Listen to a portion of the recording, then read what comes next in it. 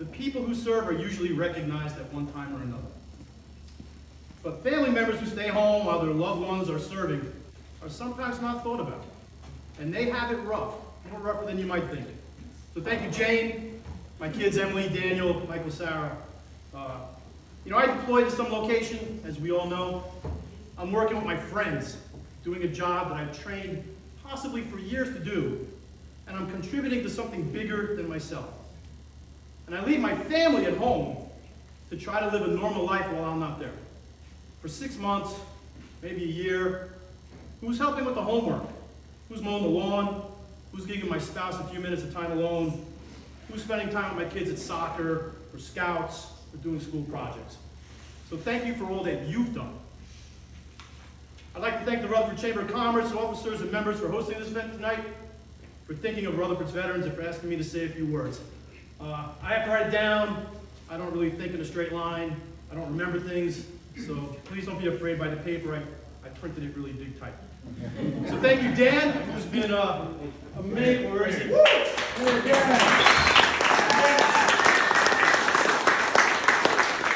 He's been emailing me and texting me and calling me like you wouldn't believe. And I think it goes to show the turnout tonight, all the work that him and everybody else who was part of this put together. Julio, Michelle, I don't know if you're in the room. Thank you for hosting. This is an amazing place, isn't it? I have to admit I'm not a stranger to the 18th. I have attended one official event here, as well as a few unofficial gatherings. It's a beautiful space, run by good people, and I can easily say that I feel at home here. Maybe not the best place to feel at home. Hey, Michelle, thank you. Chamber of Commerce members, Mayor Nunziato, council members, Guzman, Copley, McGowan, thank you for coming out tonight. Family, friends, thank you for coming out tonight. It's an honor to be here. So I'm Bob Hansen, commander of American Legion Post 109, and I'm representing the Rutherford Veterans Alliance. If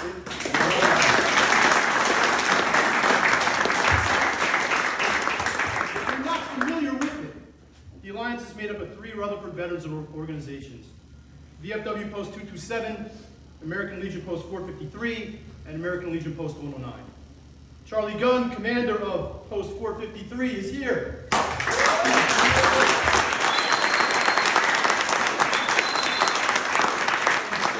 Wisnowski of Post 227 was not able to make it tonight, but he sends his regards.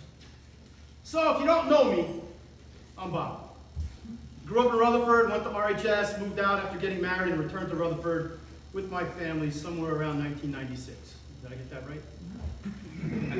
I enlisted in the New Jersey Air National Guard. I actually asked her what day it was. 108 Tactical Fighter Wing in 1981 as an electronic warfare systems specialist on F-4 Phantom fighter planes.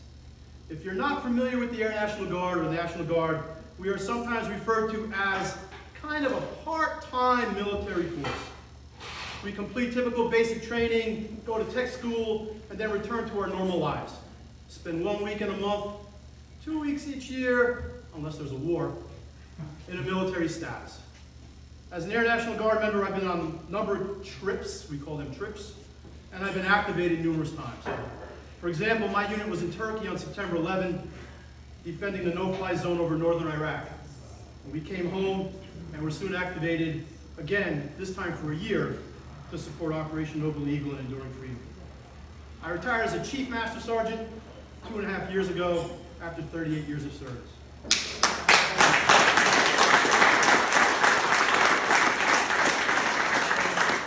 When I retired, I was the chief of the 140th Cyber Operations Squadron, a group of amazingly talented men and women who execute missions to protect government and Department of Defense computer systems from penetration by hackers.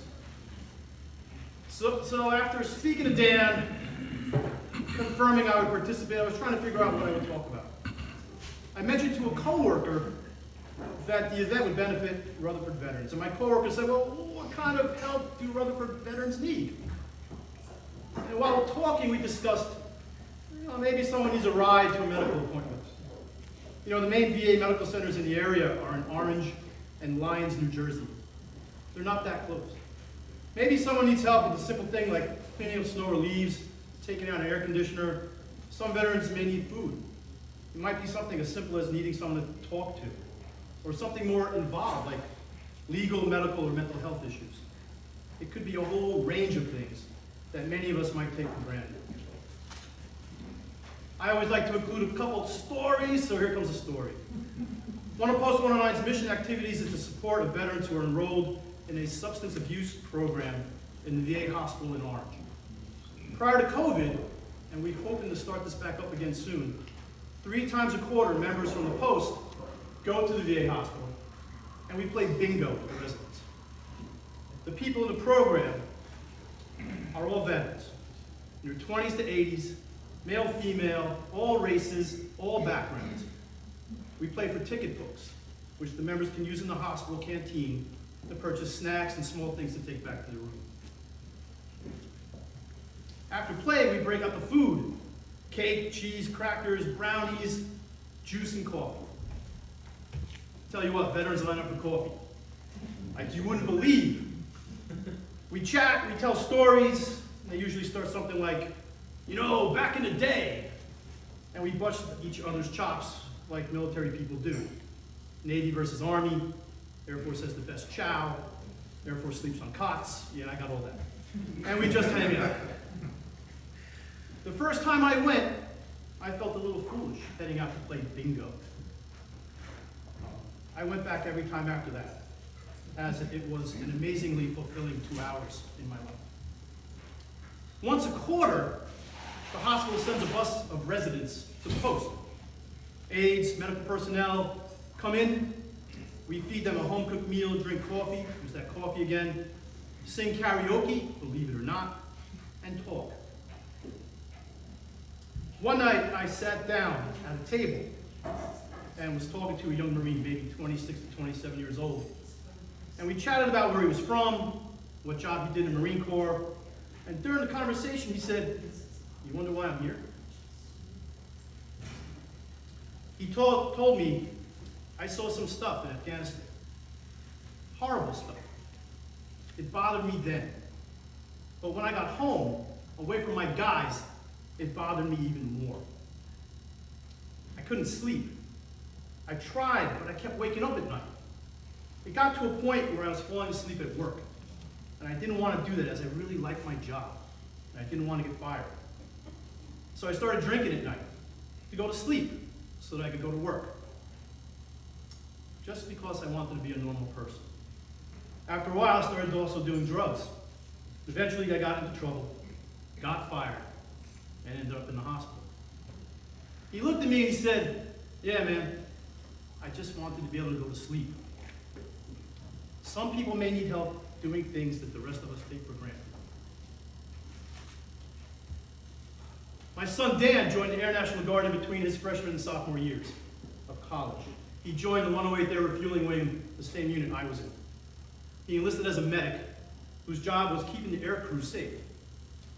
As a medic, he went to the typical U.S. Air Force basic training, and then medic school at Fort Sam Houston in Texas, and then the on-the-job training program at Wright-Patterson Air Force Base in Ohio. It's a pretty tough course. One day after Dan had returned home and was back at Wright-Patterson University, we heard him cursing, loud, yelling F-bombs over and over, just screaming them. When we got to him, he explained that one of his former classmates had committed suicide. He and his classmates, who were now spread out around the world, spent hours calling each other, texting, Skyping to support each other. A few months later, another classmate tried, but wasn't successful. And a few months after that, he came up to me and said it had happened again. Another classmate had taken his life. We talked about this for a long time, and he eventually ended up speaking to someone at the unit. Most units nowadays have someone called a director of psychological health, typically a civilian worker, who's there just to talk to people. While we were talking, I realized at that moment that he knew more people who had committed suicide than I did, and I was 25 years old. Depression and suicide are a huge problem with veterans, the military. For example, 63 veterans killed themselves in 2019, who were from New Jersey. Substance abuse, depression, PTSD are common issues that veterans have, and they require professional help. A great resource for this help can be found through the New Jersey Department of Military and Veterans Affairs and from the Bergen County Veterans Services Group. We're fortunate to have A.J. Luna, former Army veteran and former Director of Bergen County Veterans Services here tonight, and he can provide a little more info about those available services. If you know me, I always include also a public service announcement. This is my public service announcement. If you don't know it, the Air National Guard and the National Guard is a great opportunity for people who are leaning toward the military and also want to go to college. A member in good standing can go to any state school for free. My son has been in for 6 years. The Guard paid for 3 years of his bachelor's degree and is currently paying for med school. By the way, when I retired as a chief, my son was an officer and outranked me. For the last 2 months of my career, I had to salute him and call him sir. AJ.